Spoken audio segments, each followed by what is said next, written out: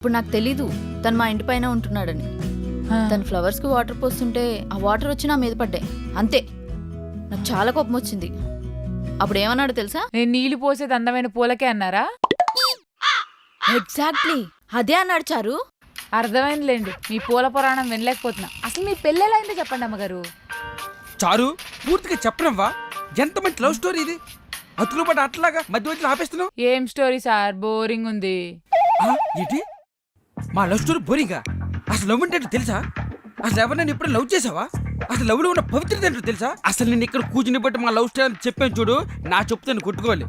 సంజా, ఈ love story అని చెప్పింది చాలు. నువ్వు పని ఎక్కడానికి స్టోరీ అంతా ఇక్కడ కూర్చొని వింటామని నాకు తెలుసు. నేను స్నానం చేసి వచ్చేటప్పుడు వంట అయిపోవాలి అంతే.